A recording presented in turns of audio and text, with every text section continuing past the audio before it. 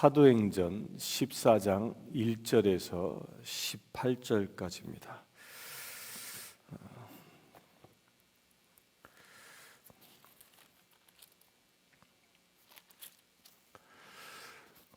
우리가 세상을 살아가면서 어떤 일을 하는데 그 일을 사역을 하는데 여러 가지 입장이 있습니다. 어떤 사람은 같은 일을 해도 억지로 하는 사람이 있습니다. 억지로 하는 사람은 그 일을 하면서도 기뻐할 수 없고 그 일 자체가 스트레스고 그 일로 인해서 그의 육과 영들이 점점 더 피폐해집니다. 또한 반면에 어떤 사람은 두 번째로는 의무감을 가지고 하는 사람이 있습니다. 해야 하니까 하는 거지 이렇게 아무 생각 없이 일하는 사람이 있습니다. 이런 사람들에게는 그 일을 하는데 어떤 창조적인 능력들이 나타나지 않습니다. 그냥 주어진 일만 끝내면 다 된다라고 생각하기 때문입니다. 세 번째 입장은 그 일을 이렇게 상당히 즐기면서 하는 사람이 있습니다. 스포츠 스타들이 어떤 중요한 경기에 나갈 때 그런 얘기를 많이 합니다. 오늘 함부로 즐겨보겠습니다. 이런 얘기를 하는데 그 즐거움 가운데 이것을 어떤 의무나 억지로 하는 게 아니라 놀이 삼아 한다. 그러니까 기쁨으로 하겠다라는 그런 뜻이죠. 그렇게 놀이 삼아 즐기며 하는 사람은 이렇게 의무감으로 일하는 사람을 이겨낼 수 없습니다. 왜냐하면 즐기고 하게 되어지면 그 안에 기쁨도 있고 창조력도 있고 그 다양한 재미들이 그 안에서 발견되어지기 때문입니다. 그런데 이 성경은요, 우리가 복음을 가지고 믿음 생활을 하는데 어떤 입장을 가지고 믿음 생활을 해야 하는지에 대하여 얘기하고 있냐면 즐김의 단계를 뛰어넘어야 하는 겁니다. 그러니까 즐긴다라는 것은 내가 하는 것, 내가 좋아서 하는 것입니다. 그러나 복음을 들고 살아가는 삶은 내가 좋아서 살아가는 것이 아니라는 것입니다. 그 어떤 힘에 의하여 살아가는 것인데 그것을 무엇이라고 얘기하냐면 미쳐서 일하는 것이다라고 얘기합니다. 그러니까 우리가 그런 얘기하죠. 저 사람 저 일에 미쳤어. 저 일에 미쳤어. 이렇게 이야기하는 사람들이 있죠. 그런데 그 미쳐서 일하는 사람들의 공통점이 뭐냐면 그 분야에 획기적인 상아탑을 쌓는다는 거예요. 아주 놀랍게 성공한다는 겁니다. 그 미치듯이 일하는 것. 그러니까 미쳤다라는 이 말은 뭐예요? 나의 생각에 의하여 살아가는 것이 아니라 어떤 것에 의하여 붙잡힌 바 되어진 것을 미쳤다라고 표현하는 겁니다. 따라서 우리가 신앙생활하는 것은 무엇을 의미하는 것이냐면 내 마음, 내 생각, 내 정욕에 의하여 내가 좋아서 신앙생활하는 게 아니라 내가 성령에 붙잡힌 바 되어 나는 사라지고 하나님의 영에 의하여 살아가는 삶을 보고 우리가 신앙생활이라고 이야기하는 겁니다. 이것은 다른 사람들, 우리 곧 성령 받지 아니한 사람들의 눈으로 보면 우리의 삶이 미친 삶이 되는 것입니다. 우리가 헌신하고 봉사하고 선교하고 원수까지도 사랑하는 그 모습은 이방인들의 곧 넌 크리스찬들의 눈으로 보면 미친 모습이기 때문입니다. 미치지 않고서야 어떻게 원수를 사랑할 수 있겠습니까? 미치지 않고서야 어떻게 교회를 섬길 수 있습니까? 미치지 않고서야 어떻게 그 모든 원수, 모든 상처, 모든 귀신들이 떠나가는 역사가 일어날 수 있겠습니까? 오직 우리는 성령에 미친 예수 그리스도에게 미친 존재가 우리 그리스도인이라는 것입니다. 이렇게 주님께 미쳐서 살아가는 사람, 주님께 모든 걸 드리고 살아가는 사람, 그 대표적인 사람이 이 14장에 기록되어져 있습니다. 우리가 쭉 보고 있는 이 바울과 바나바 이야기입니다. 이들은 박해를 피해서 또 이고니온이라는 곳에 도달합니다. 여기는 터키의 한 도시죠. 그곳에 두 사도가 함께 유대인의 회당에 들어가 말하니 유대와 헬라의 다양한 무리가 믿더라. 허다한 무리가 믿더라. 그렇게 박해를 당함에도 불구하고 새로운 도시에 가서 또 회당에 가 복음을 증거합니다. 자, 이때 복음을 증거할 때에 유대인과 헬라인들이 복음을 들었는데, 이제 유대인들은 할례를 받아 이제 완전히 이 유대교로 귀의한 사람을 두고 얘기합니다. 여기는 태어나서부터 유대인도 있고요, 나중에 할례를 받아 유대인이 된 사람도 있어요. 근데 여기에 헬라의 허다한 무리라라고 표현한 사람은 어떤 사람이냐면 진리, 당시 헬라인들은 상당히 진리에 대하여 목마름이 있었습니다. 그래서 이들은 진리를 찾기 위해서 회당에 들어와 말씀을 듣기를 사모했던 사람입니다. 그러니까 이들은 무엇이냐면 어떤 지적인 욕구를 채우기 위해서 이 시나고그에 들어와 있었던 사람들을 얘기하는 겁니다. 곧 유대교로 개종하진 않고 진리만 찾고자 했던 사람들이죠. 바로 그들에게 복음을 증언했던 겁니다. 그런데 바울과 이 바나바는 이들에게 복음을 증언했을 때 어떤 반응이 나타날 거라는 것을 그들이 알았을까요? 몰랐을까요? 당연히 알았습니다. 유대인들은, 특히 골수 유대인들은 그들이 예수 그리스도가 메시아요 구세주이시다라는 사실을 증언하면 그들은 반박할 것이고 자기를 핍박할 것이라는 것을 잘 알고 있었습니다. 이전에 저 복음을 전도했던 그곳에서 그들을 죽이려 했던 것처럼 그들이 우리를 죽일 수 있다는 것을 잘 알고 있었습니다. 그러나 그럼에도 불구하고 그 핍박이 보여지는 것을, 핍박이 예상되었음에도 불구하고 그들은 그 핍박을 피하지 아니하고 그 핍박의 현장에 담대하게 뛰어들 수 있었다는 것. 마치 그들은 불구덩이에 뛰어드는 것과 같은 모습인 겁니다. 이것은 정말 성령에 사로잡히지 아니하고는 감히 행할 수 없는 그런 행동인 것입니다. 우리 그리스도인이 바로 이런 것이라는 거예요. 우리가 복음을 들고 세상에 나아갈 때 핍박이 있을 수 있다는 것을 뻔히 압니다. 잘 압니다. 그러나 그 핍박이 나의 생명을 앗아가는 순교의 현장으로 닿는다 할지라도 우리는 복음 들고 나아가야 한다. 그것이 무엇 때문에? 우리는 예수님에게 미쳐 있는 사람들이기 때문입니다. 그렇게 될 수 있게 되길 바랍니다. 그렇게 우리가 예수 그리스도의 복음을 들고 나아갈 때에 어떤 일이 일어납니까? 그 많은 허다한 무리가 믿는 역사가 일어납니다. 여기서 말하는 믿음은 무엇입니까? 믿음은 삶을 바꾸는 것을 이야기합니다. 우리가 복음을 믿는다고 하면서 내 삶이 예수 그리스도의 복음을 받아들이기 이전과 조금도 달라지지 않았다면 그때가 그때고 어제가 오늘이고 오늘이 내일처럼 그래 조금도 삶이 달라지지 않는 그런 삶을 지금도 살아가고 있다면 엄밀히 얘기하면요, 구원받은 거듭난 자가 아니라는 겁니다. 우리가 진정 구원받고 거듭난 사람이라면 복음이 우리를 변화시키는 것입니다. 우리가 복음을 받아들이기 전에 옛 그 죄된 습관들, 그 악행들, 악한 마음들, 악한 모든 것들을 끊어버리는 역사가 일어나는 것입니다. 그리하여 내 삶이 변화되어진 것이 복음을 영접한 사람입니다.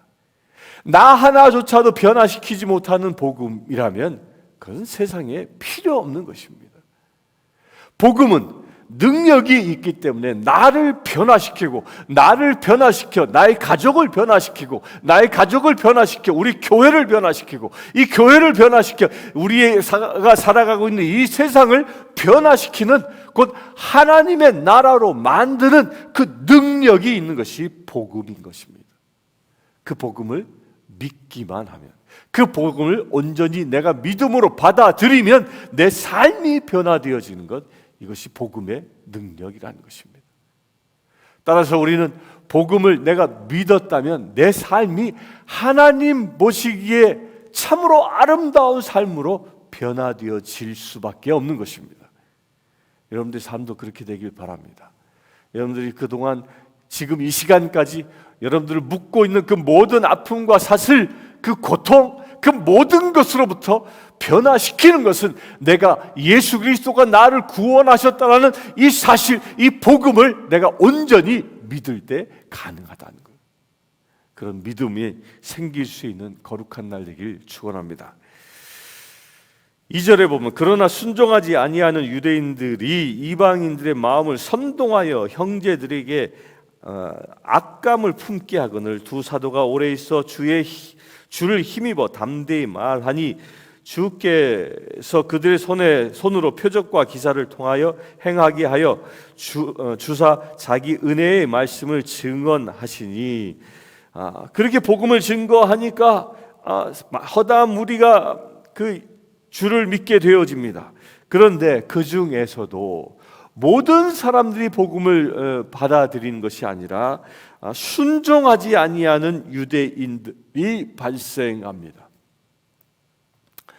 말씀은, 이 성경 말씀은 제가 누누이 말씀드리지만 한 단어로 딱 축약해서 말하라 하면 무엇이죠? 순종입니다.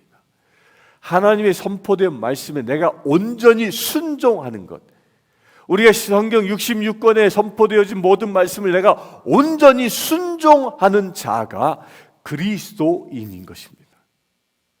그러나 그 말씀에 어떤 것은 내가 내 마음에 들어 받아들이고 어떤 것은 내 마음에 들어 들지 않아 받아들이지 아니한다면, 그 순종치 아니한다면 안타깝게도 그렇게 말씀을 거부하고 말씀에 순종치 아니하는 자는 예수 그리스도를 박해하는 자일 수 있다는 겁니다. 우리가 이런 견지로 나를 볼 수 있어야 합니다. 바로 이 바나바와 바오로가 복음을 증언했을 때 유대인들이 그 바나바를 통하여 바울을 통하여 선포되어지는 말씀을 순종하지 않았기 때문에 그들은 그리스도인이 된 것이 아니라 교회를 핍박하는 자 되어진 것입니다. 여기서 우리가 분명히 깨달아야 합니다. 말씀에 순종하면 그리스도인이 되어집니다. 말씀에 순종하면 하나님의 자녀가 되어집니다. 그러나 말씀을 거역하면, 말씀을 거부하면 거꾸로 하나님을 핍박하는 자, 교회를 핍박하는 자 되어질 수 있다는 겁니다. 그것을 무엇이라 얘기합니까? 형제들에게 악감을 품게 하거나 악한 마음, 악한 감정을 품게 한다는 거예요. 여기서 말하는 이 악은 누구로부터 온 것입니까? 사단으로부터 오는 것입니다. 그 순종치 아니하는 그 마음, 우리가 불순종하게 되면 내 마음 안에, 내 감정을 다스리는 이 마음 안에 악으로 가득 차게 되어진다는 말씀인 것입니다. 따라서 우리가 이것을 놓고 분별할 수 있는 것입니다. 내 안에 악함이 있나, 내 안에 선한 성령이 있나, 그 차이를 분별할 수 있는 것은 내가 말씀에 순종하는가 아니면 내가 말씀에 불순종하는가를 따라서 판단할 수 있는 것입니다. 오늘 이것을 스스로 한번 성찰해 보시길 바랍니다. 그렇게 악한 감정을 품고 핍박하는 사람들이 발생하였습니다. 그러나 그럼에도 불구하고 이 두 사도는 오히려 주를 힘입어 성령의 힘에 의하여 담대히 복음을 더 선포하고 그리고 기적과 표적을 행하였다라고 기록합니다. 여러분도 박해가 오고 어려움이 닥칠 수 있습니다. 복음을 선포할 때 방해자들이 생길 수 있습니다. 그러나 그것에 굴하지 않고 담대히 더 복음을 선포할 수 있어야 합니다. 4절에 그 시내에 무리가 나뉘어 유대인을 따르는 자도 있고 두 사도를 따르는 자도 있는지라. 복음이 선포되어지면요, 이렇게 확연하게 구분되어지는 겁니다. 복음이 선포되어지니까 알곡과 가라지가 구분되듯이 이게 확연하게 구분되어지는 거예요. 밀과 가라지, 알곡과 쭉정이가 구분되듯이 확연하게 구분되어지는 겁니다. 여러분들 복음 앞에 서게 되면, 우리가 복음 앞에 진정 서게 되면 내가 알곡인지 내가 쭉정이인지 구분되어지는 겁니다. 내가 복음 앞에 서게 되면 내가 밀인지 내가 가라지인지가 구분되어지는 것입니다. 왜? 복음은 빛이기 때문입니다. 빛 앞에는 모든 것이 드러날 수밖에 없기 때문입니다. 그래서 갈라지게 되는 겁니다. 우리의 마음도 똑같습니다. 우리의 마음 안에 복음이 비추어집니까? 여러분들의 마음도요, 사실 둘로 갈라집니다.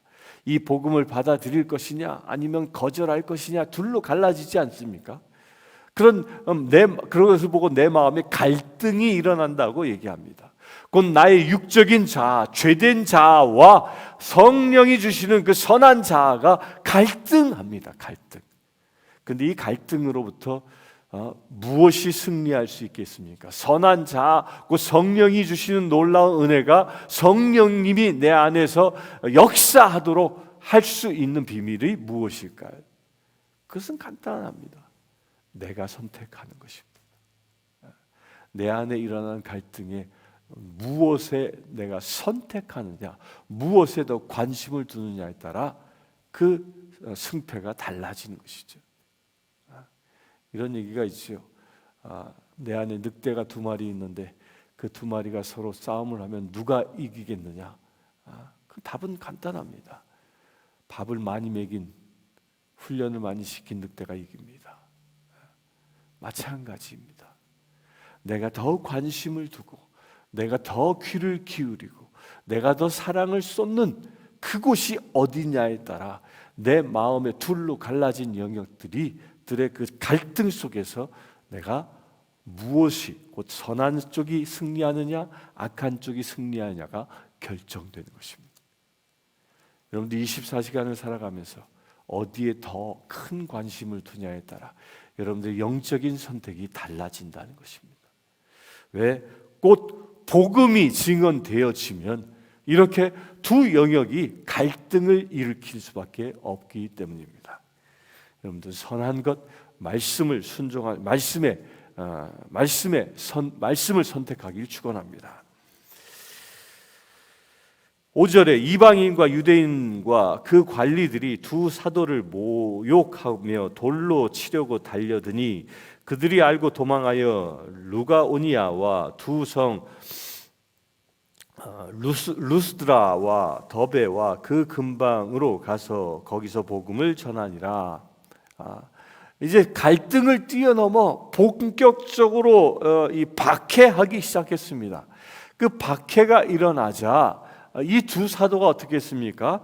그것을 알고 도망했다라고 얘기합니다. 보통 도망하다, 도망가다 이런 말은 부정적인 말로 보통 쓰여지지 않습니까? 뭐 도둑놈이 도망간다. 이제 이런 부정적인 말로 쓰여지지만 실제로 여기에서 말하고 있는 도망간다라는 말은 새로운 사역지를 향하여 떠나간다라는 그런 뜻이 더 강한 겁니다. 뭔 얘기냐면요, 사도 바울의 고백처럼 나는 지금 죽는 것이 오히려 나에게 유익합니다. 그러나 내가 살아가는 것은 하나님의 뜻을, 하나님이 나에게 주신 사명이 있기 때문이라는 거예요. 바로 사명을 이루기 위하여 새로운 사역지로 떠나가는 것, 죽음을 피하여 떠나가는 것, 곧 그들이 살아가는 이유는 물론 이 두 사람은 다 순교당합니다. 그러나 순교의 때를 정하시는 분도 누구예요? 하나님이신 거예요. 그리하여 그들은 하나님의 뜻을 이루기 위하여 그 도망의 길을 선택하는 것입니다. 순교도 하나님이 정하신 때에 하기 때문인 것입니다. 그리고 그들이 그 도망하여 가서 하는 일이 무엇이죠? 또다시 복음을 증언합니다. 우리가 새로운 사역지에 가도 새로운 사람을 만나도 그렇게 하나님이 새로운 곳에 가고 새로운 사람을 만나게 하는 이유는 무엇이라고요? 우리가 진정 그리스도의 사람이라면 그에게 복음을 전하라고, 그 장소에서 복음을 선포하라고 우리를 보내셨다라고 믿으시길 바랍니다. 8절을 봅니다. 루스드라에 발을 쓰지 못하는 한 사람이 앉아 있는데 나면서 걷지 못하게 되어 걸어본 적이 없는 자라. 바울이 말한 것을 듣거늘 바울이 주목하여 구원받을 만한 믿음이 그에게 있는 것을 보고 큰 소리로 이르되 내 발로 바로 일어서라 하니 그 사람이 일어나 걷는지라. 어디서 많이 본 이야기죠. 마치 성전 미문에 앉아있는 안전뱅이, 상황이 똑같지 않습니까? 그 사람도 나면서부터 걷지 못하는 사람이었습니다. 그에게 베드로가 다가가 그에게 믿음이 있는 것을 보시고 일어나 걸으라 명령하죠. 주목하여 보았습니다.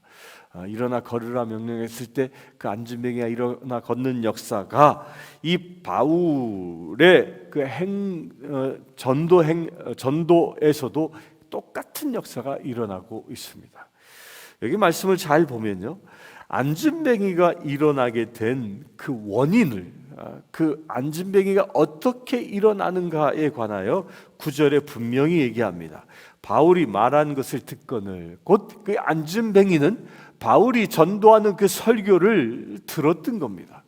그 말씀을 듣고 나니까 이 안진뱅이에게 어떤 일이 일어났습니까? 바울이 주목하여 구원받을 만한 믿음이 그에게 있는 것을 보게 됩니다.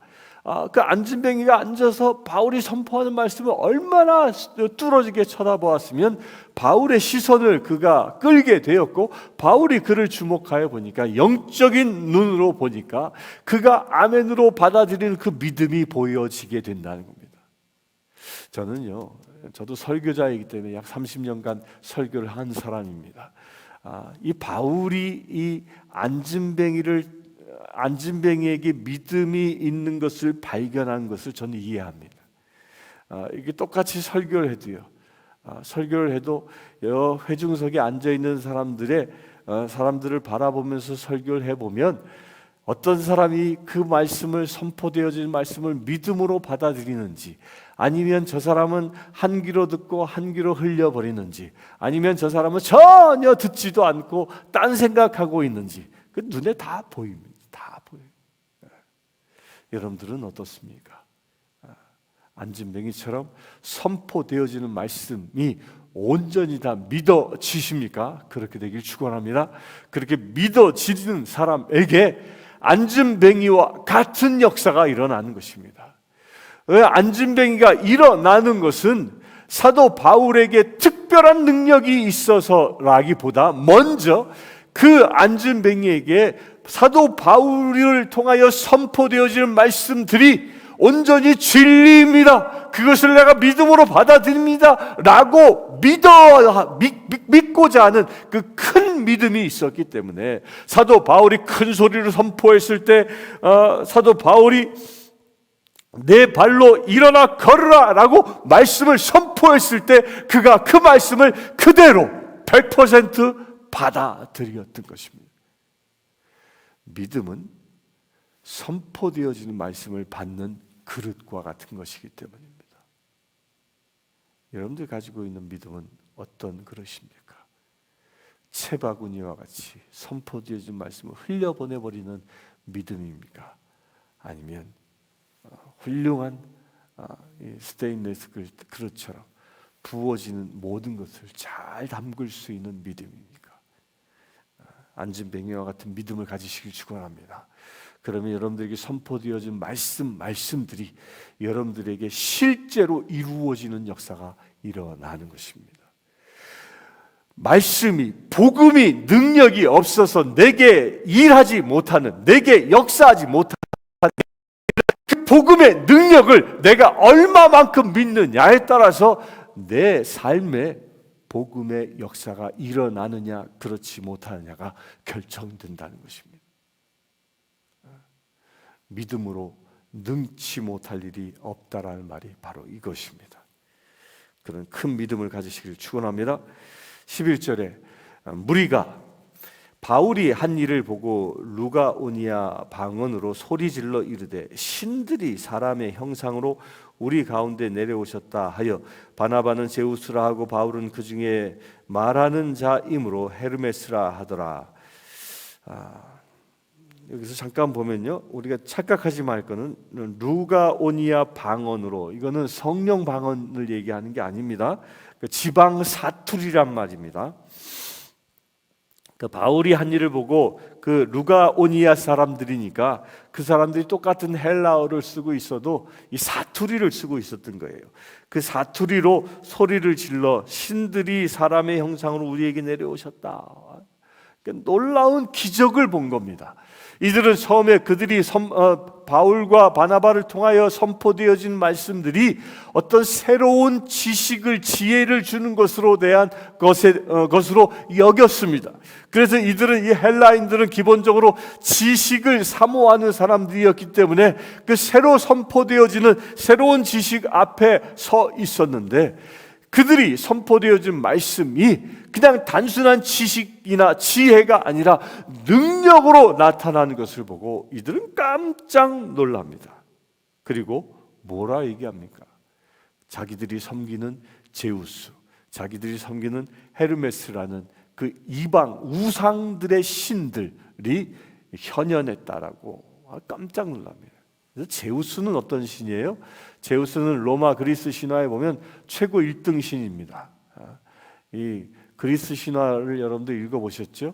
거기 보면 주 내용들이 뭐냐면요, 이 제우스가 주신으로 가장 큰 신인데, 이 제우스가 바람펴서 자식을 낳아서 그 자식들이 신이 되는 이야기들이, 이게 그리스 로마 신화예요. 그런 신화. 그렇게 방탕한 신을 섬기고 있는 거지요. 또 이 헤르메스라는 신은 누구예요? 헤르메스 신은 웅변의 신, 웅변의 신이라고 해요. 그 말을 잘하는, 신의 언어를 대변하여 세상의 인간들에게 신의 뜻을 전해주는 그런 신이 헤르메스다라고 얘기합니다. 그런데 이 헤르메스는요, 또 다른 면이 있습니다. 이 헤르메스는 거짓말하는 신이다라고 별칭이 붙어 있습니다. 그러니까 이 헤르메스는 이방의 신인데, 이방인들이 곧 우상을 숭배하는 이들은 거짓 예언들을 한다는 것입니다. 그런 신이에요.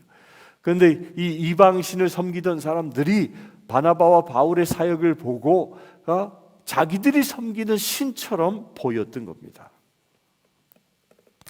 그러자 두 사도 바나바와 바울이 듣고 옷을 찢고 무리 가운데 뛰어들어가서 소리질러 이르되, 여러분이여 어찌하여 이러한 일을 하느냐? 우리도 여러분과 같은 성정을 가진 사람이라. 여러분에게 복음을 전하는 것은 이런 헛된 것을 버리고 천지와 바다와 그 가운데 만물을 지으시고 살아계신 하나님께로 돌아오게 함이라. 여기서 그렇게 사람들이 자기를 신격화시키고 있는 그 현장에서 그들은 옷을 찢고, 여기서 옷을 찢었다라는 이 말은요, 옷을 완전히 다 찢어 벗어버렸다 이런 뜻이 아니에요. 유대인들의 그 습관은 자기가 죄인됨을 회개함의 그 표현으로 옷을 찢는데, 그 찢는 것이 다 찢는 게 아니라 일부를 쭉 찢어내는 이런 액션을 취합니다. 그것이 그들의 이 풍습인데, 그렇게 일부를 딱 찢어내면서 사람들의 주목을 받게 하고, 그리고 선언하는 말이 참 놀랍습니다. 우리도 여러분과 같은 성정을 가진 사람이라. 안진뱅이를 일으키는 기적을 보였습니다. 또한 그들의 입을 통하여 청산유수와 같은 생명수의 그 말씀들이 선포되었습니다. 그것을 보고 들은 이 헬라인들이 자기들을 신으로 숭배하려 하니까 그들은, 아니요, 우리도 여러분과 같은 성정을 가진 사람이다. 나와 여러분들이 조금도 다른 바 없는 하나님의 피조물일 뿐입니다 라고 스스로를 낮추고 있습니다. 우리가 여기서도 이걸 깨달아야 합니다. 신앙생활을 오래 하고 또한 하나님의 은혜를 많이 경험하다 보면요, 우리가 믿음이 있는 사람으로 주변 사람들에게 인식되어지고 어느 순간 주변 사람들로부터 우리가 높임을 받을 수 있습니다. 그럴 때 우리가 주의해야 할 것이 영적인 교만으로부터 그 교만의 유혹으로부터 벗어날 수 있어야 합니다. 우리는 늘 주님 앞에는 죄인일 수밖에 없다라는 이런 나의 현주소를 깨달을 수 있어야 합니다. 이 바나바와 바울은 바로 이런 마음을 가지고 있었던 겁니다. 복음을 선포하는 나나 복음을 듣고 있는 여러분들이나 하나님 앞에서는 모두 다 죄인인 그런 동등한 사람입니다 라는 이런 의식이 이 안에 있습니다. 이것은 이 바울이 활동하던 곧 지금부터 약 2000년 전에는 아주 파격적인 선언인 것입니다. 이 바울은 로마 시민이었습니다. 상당히 우월감을 가지고 있었고 그는 계급적으로 상위 클래스였던 사람이었습니다. 그런 당시에 그 계급 사회에서 모든 계급 사회의 의식을 다 철폐해버리는 그런 놀라운 선언이 이 안에 있습니다. 하나님 앞에서는 누구나 다 동등한 존재다라는 이 기본적인 생각이에요. 이것이 우리 교회가 태동할 때부터 가지고 있었던 평등 의식인 것입니다. 하나님 앞엔 모두 다 평등한 것입니다. 하나님 앞에서는 누가 높고 누가 낮은 자가 없는 것입니다. 오직 하나님 앞에는 우리는 죄인으로 주 앞에 설 수밖에 없는 그런 존재라는 것입니다. 16절에 하나님이 지나간 세대에는 모든 민족으로 자기들의 길들을 가기에 방임하셨으나 그러나 자기를 증언하지 아니하신 것이 아니니 곧 여러분에게 하늘로부터 비를 내리시며 결실 기를 주시는 선한 일을 하사 음식과 기쁨으로 여러분의 마음에 만족하게 하셨느니라 하고 이렇게 말하여 겨우 무리를 말려 자기들에게 제사를 못하게 하니라. 여기에서 말하고 있는 바는요, 여러분들 모든 민족들이 그들이 가는 길을 방임하셨으나 그냥 그들이 살아가도록 놔뒀습니다. 그들에게 특별히 하나님의 말씀을 주진 않았습니다. 그러나 하늘로부터 비를 내리시며 결실을 주시니, 그러니까 자기를 증언하지 아니한 것이 아니니, 이 말은 뭐예요? 특별한 말씀을 주시진 않았지만 하나님은 하늘의 비를 내리고 결실을 얻게 하는 그런 자연 섭리를 통하여 이방인인 당신들에게도 하나님은 역사하셨고 당신을 계시하셨다는 거예요. 이게 신학적인 용어로는요, 일반 계시라고 얘기합니다. 이 말씀을 통하여 구체적으로 우리에게 들려주는 말씀들은 특별 계시입니다. 하나님이 특별히 지정하여 세우신 사람들에게 당신 자신을 말씀으로 현현해 보이시는 것, 이것이 특별 계시입니다. 여러분들 지금 말씀을 듣고 있는 여러분들은 바로 지금 특별 계시를 받고 있는 것입니다.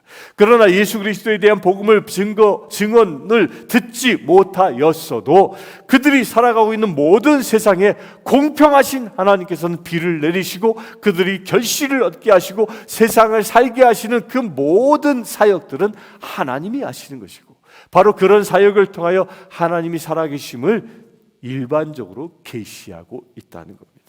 이걸 두고 얘기하는 겁니다.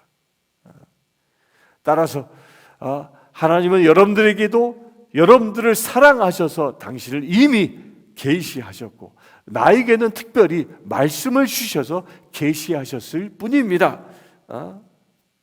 따라서 나는 제사 받는 존재가 아니라 신으로 대우받을 존재가 아니라 여러분과 나는 동등한 하나님 앞에 사람일 뿐입니다 라고 스스로를 정의합니다.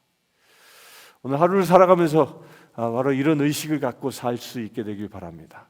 제일 첫째는 여러분들은 구별된 사람입니다. 특별 계시를 통하여 구별된 존재입니다. 그러나 구별된 존재이기 때문에 세상 사람과 다른 존재가 아니라 그럼에도 불구하고 하나님 앞에서는 죄인된 존재라는 것입니다.